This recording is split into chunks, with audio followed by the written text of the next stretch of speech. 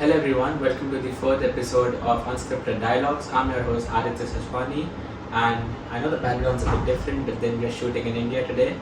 Today, as a guest, I have Miss Priyata Mangal. She runs her own NGO called the Sahara Project, which strives to create an impact by helping the underprivileged people in Ahmedabad. Thank you, Priyata, for coming today for the episode. Thank you for having me here today, Aditya. So let's begin the podcast in 3, 2, 1.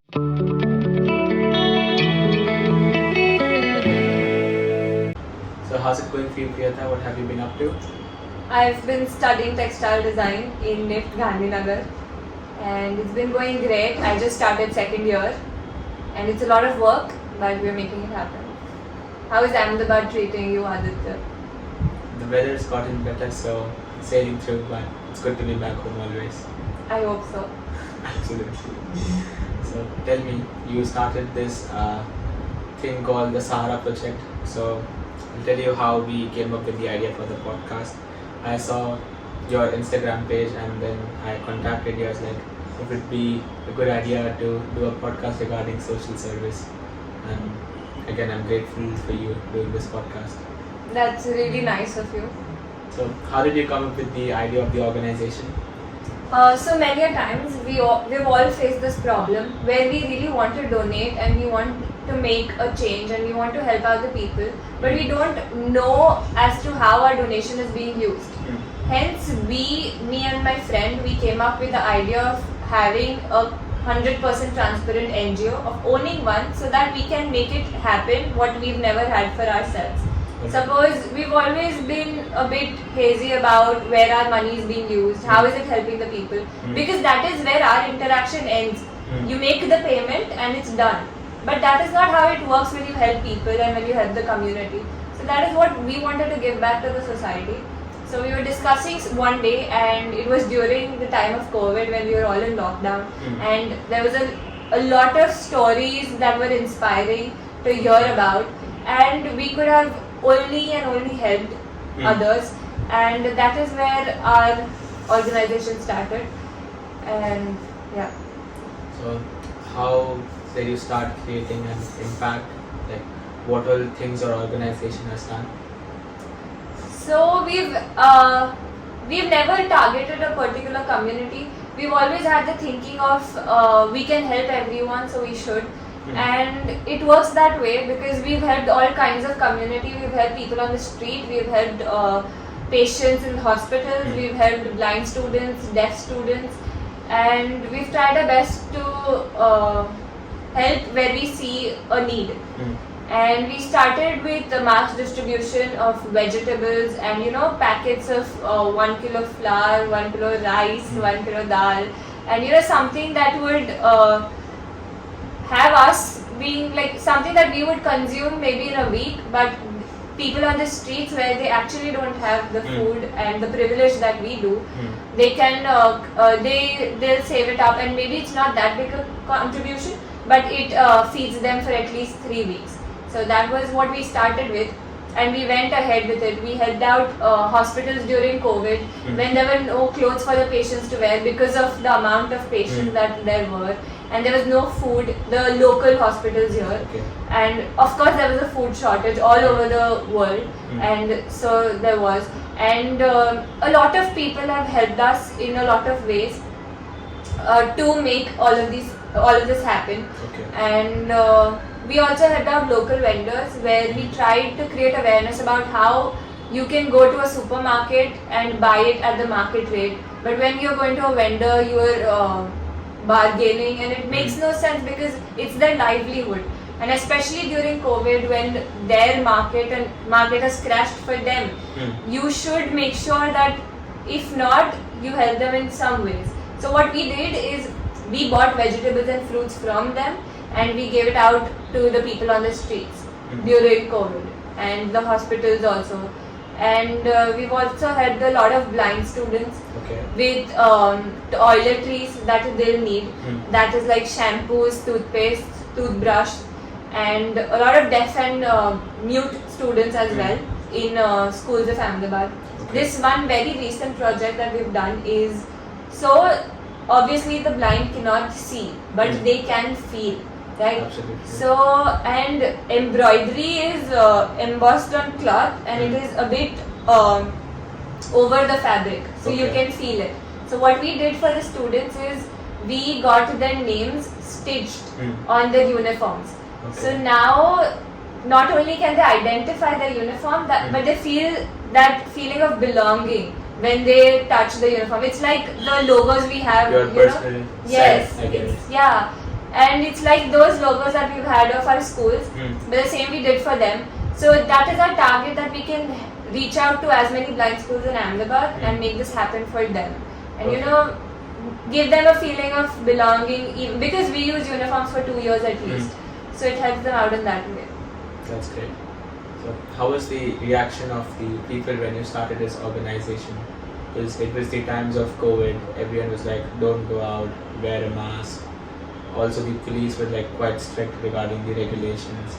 How did your parents and friends react? Definitely, it was never again. So yes, definitely COVID affected decisions a lot. For example, when we had to help out, we had to make sure that we were wearing gloves and double masks, because our parents were as afraid as they should be, honestly. And they were a bit insecure about as to why do you have to go out to the hospitals to help them. If you can do it from home, try wait until COVID passes. But that is what we made. We tried here and there. We tried several concepts, and we connected clothes. We collected clothes.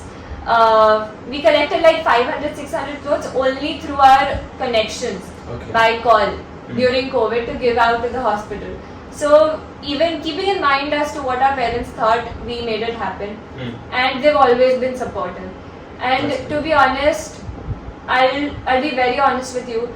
A lot of people really do want to help. Only they just need that push.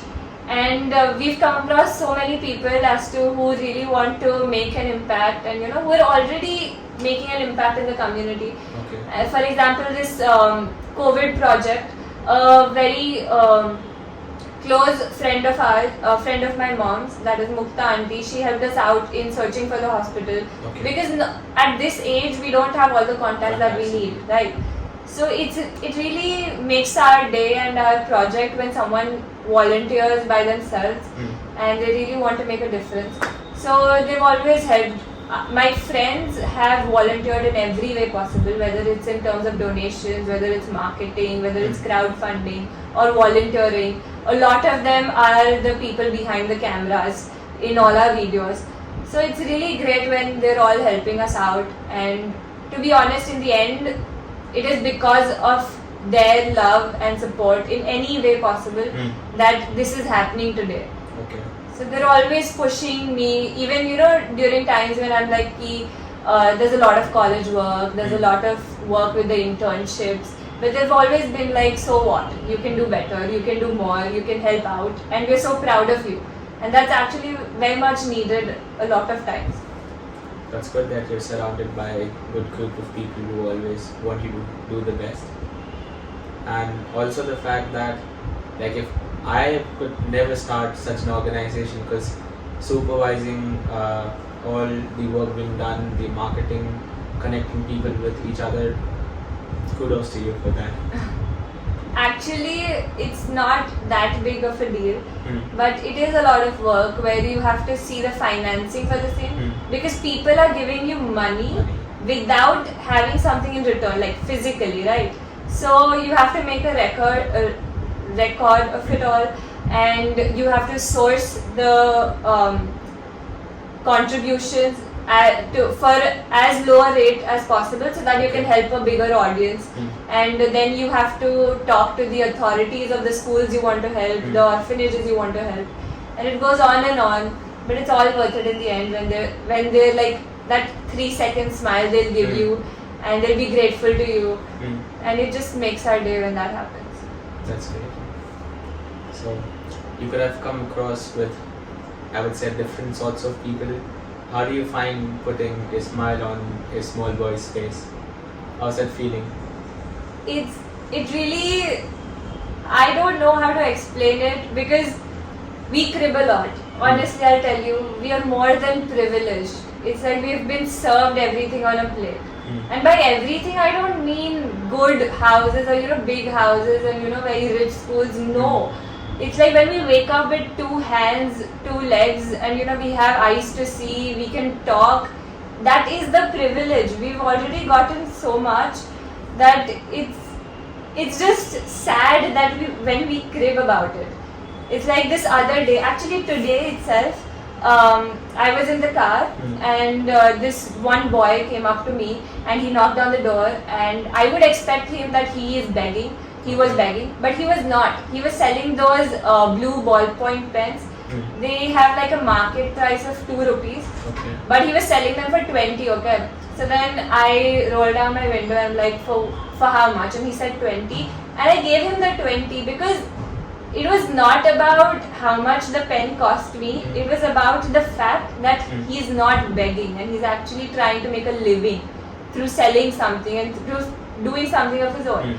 And the way he smiled about it, it was almost like he cracked $1 million deal. It was that big an achievement for him, and it made my day. And honestly, he had the prettiest eyes ever.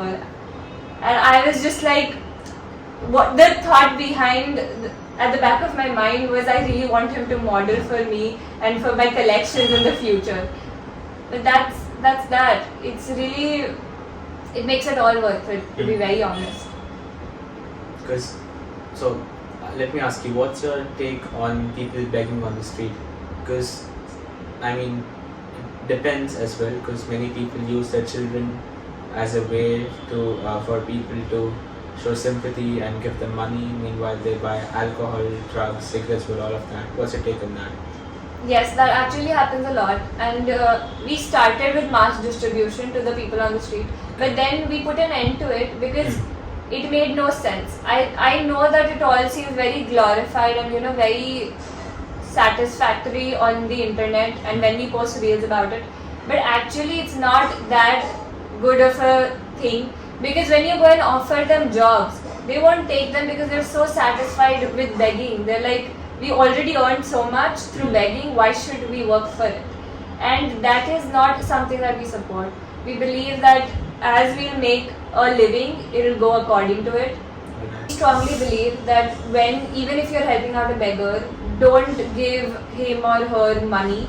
Instead, keep Parle-G packets or keep bananas in your car and give them out to them, because at least then you know how to be used. Because what happens is when parents make their kids beg, a lot of times the parents do it for their own profit and they'll gamble it away and they'll spend it on cigarettes, and at the end of the day they're hungry as it is, the children. So it's not helping them out. Instead, give them a little treat, make them eat an ice cream and they're begging for it. Don't hand out money, because that's not how it works. You need to build them up on their own feet instead of, Okay, there's a Chinese proverb also that don't fish for a man in need. Make the man learn how to fish and you'll make his life. I agree, because that's how you tackle the root of the problem. Yes, exactly. Rather than people begging more on the streets, because after a point of time, although they are vulnerable, but it becomes a habit that they don't want to stand up on their own feet, which is very true. How do you saying? I just want to share about my grandmother. She's always been very helpful to everybody, whether it's me or whether it's a kid on the street. She'll treat us the same. That is how much love she has to give to the people. And I took her along with me to give out toiletries to the blind students and to the deaf, dumb and blind students. And you should have seen the way she is giving them to them. It's as if she is the one who's receiving the toiletries.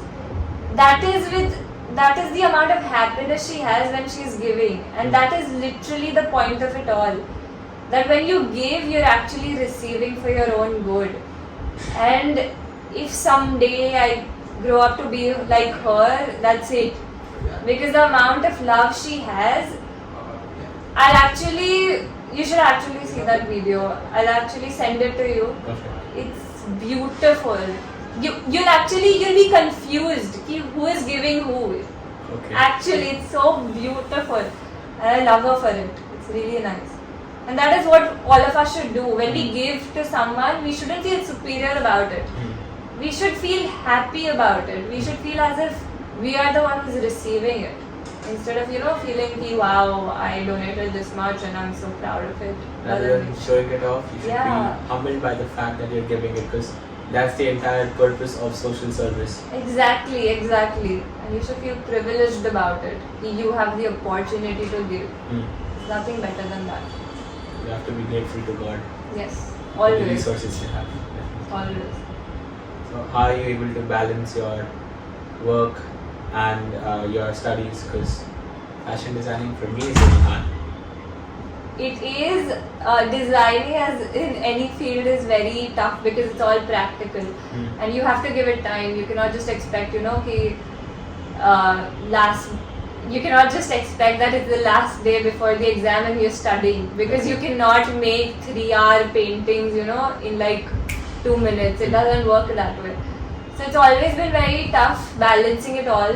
But I have people who motivate me and who inspire me to do better, and who are always constantly pushing me. It's like when I tell them that I don't have time for Sahara, I don't know how I'll manage it, and they're like, what time don't you have? You have so much time, you're just not managing it well. And it might sound rude, but it really is not. It just pushes me in such a manner. It makes everything happens according to it. If you have a will to do it, obviously. It's like if it's important enough, you will do it. Definitely. And I've heard like every motivational speaker say it. You always have time. You just need to realize when you're wasting it. Yes, exactly. And as much as that feels like an attack, it's very true. I believe you were also doing an internship at Stanford, I believe. What's that about? Yes, I was. It's ended now. But it was about the field of designing itself and sustainability regarding it. And how textiles can be more sustainable, and reports and researches and interviews about all of it. So it's going great. So how did you get that opportunity? Because the audience is basically people almost our age group, learning, getting insights. How did you get that internship? To be honest, it all works out just the same. I applied for it through college, and they checked my resume and they interviewed me for it, and then they accepted me for it. But honestly, I prayed a lot for it. I was praying 24/7 ki I really need it, please. I'll not ask for anything else again. I just really need it. But it's more than praying, it's all the work that you do before. Yes. And it just works out.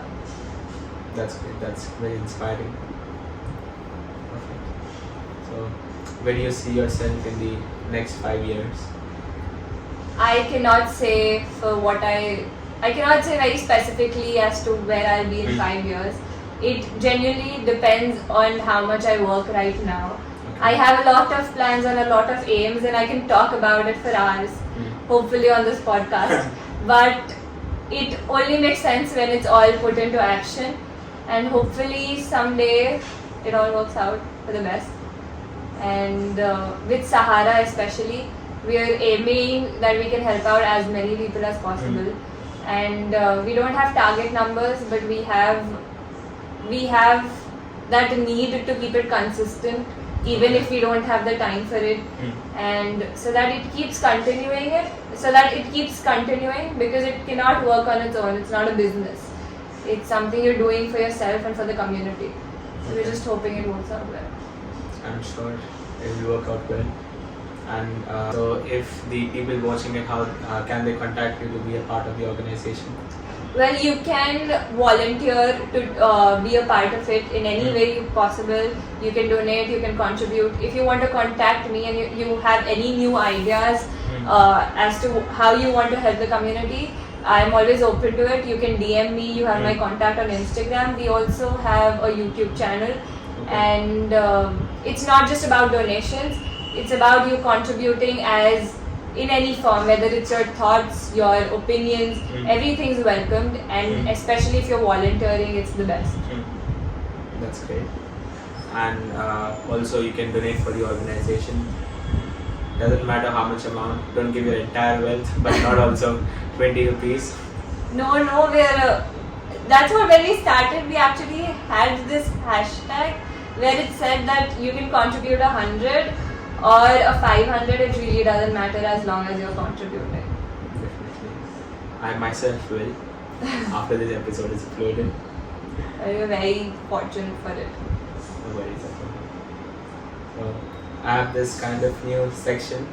I've never done this before, but then I'll ask you 3 questions and you have to quickly answer them. If you were to become any celebrity, whom would it be? Not exactly a celebrity, but he was a very great player, and that's Kobe Bryant. Okay. And he's always inspired me from the very start. Hmm. He is no more, but that's what. That is the amount of inspiration he's left for us. If you were to have any superpower, what would it be? A superpower, I've always wanted to be invisible, or I've had to fly, but those are very cringy answers. But I think that's that. Okay. And last question. If you were to be on a podcast, apart from mine, which one would it be? There won't be any other. Thank you. I'm the best. You should be flattered about it. Absolutely. So, I'm done with my questions. Do you have anything to ask me? Yes, I do. How did you start this podcast, Aditya?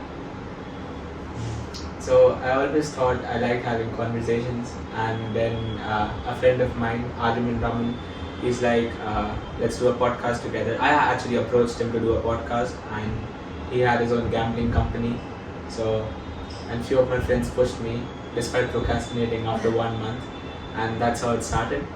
And then I'm hopeful of doing as many episodes as possible. And it's working out really great. Hopefully. Yes. Perfect then. Then that's the end of the episode. Thank you for the lovely conversation. Thank you.